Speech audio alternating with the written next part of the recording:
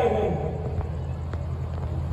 وہ حج جہاں پر اس کے پڑوس میں آپ کے مسلمان بچوں کو بھوکا رکھا جا رہا ہے، قتل کیا جا رہا ہے، بم برسائے جا رہے ہیں، لیکن حج میں اجازت نہیں ہے کہ فلسطین کا نام لے سکے، حج میں اجازت نہیں ہے کہ فلسطین کا جھنڈا اٹھا سکے، حج میں اجازت نہیں ہے کہ امریکہ مرد آباد کہہ سکے، بس یہ کہہ لینے دیجیے یہ حج نہیں ہے، یہ پتھر کے گرد لوگ گھوم رہے ہیں۔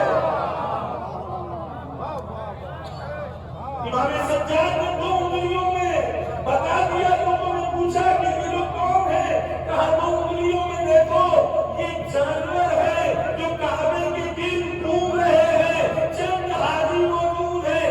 آج کی دنیا میں بھی جب ہم حج کو دیکھتے ہیں ہمیں یہی سمجھ میں آتا ہے کہ حج میں صرف ایرانی، لبنانی، یمنی ہے جو فلسطین کا جھنڈا اٹھا کے چل رہے ہیں۔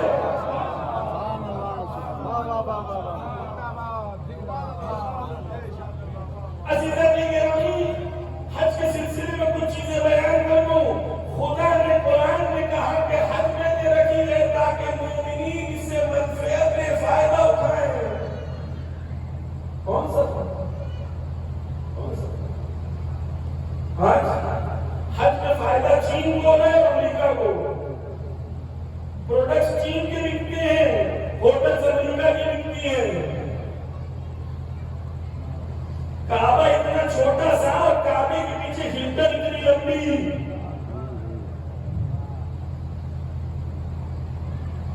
حج کیوں ہے؟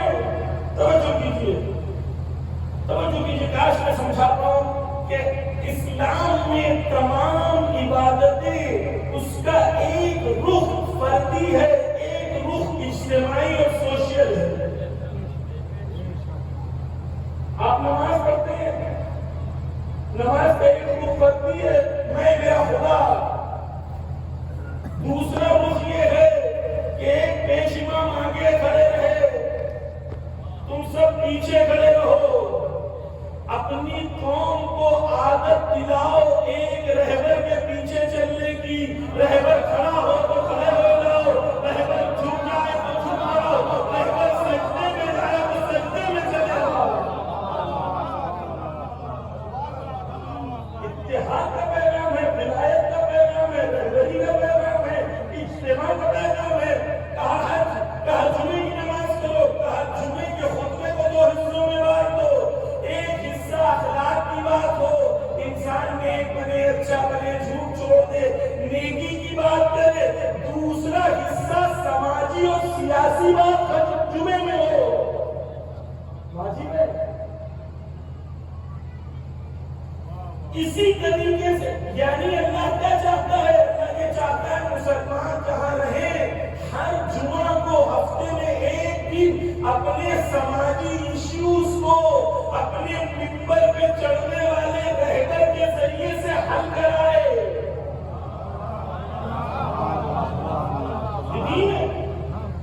دین سلیوشن کا نام ہے، پریکٹیکل پرابلمز کے پریکٹیکل سلیوشن کا نام دین ہے۔ حج کیوں ہے؟ حج اس لیے ہے کہ یہاں رہ رہے تھے، بڑی بڑی گاڑیوں میں چل رہے تھے، اے سی والے گھر میں رہ رہے تھے، بڑا بڑا گھر تھا، بڑی فیسلٹیز تھی، خدا نے کہا سب اتار دے، 2 ٹاول پہن کے آ میرے پاس ایک فقیر کی طرح،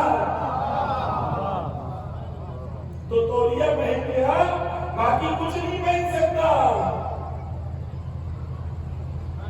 کہاں سب ایک قسم کی لباس پہنیں گے، سارے مسلمان، نہ کوئی بڑا نہ کوئی چھوٹا، نہ کوئی گورا نہ کوئی کالا، سب ایک جیسے بن جاؤ تب امت بن پاؤ گے۔ خدا نے حج کے اندر قبول کرو، مجھے اور چیزیں پڑھنی ہیں، لیکن حج کے اندر 3 پتھروں، 3 شیطانوں کو پتھر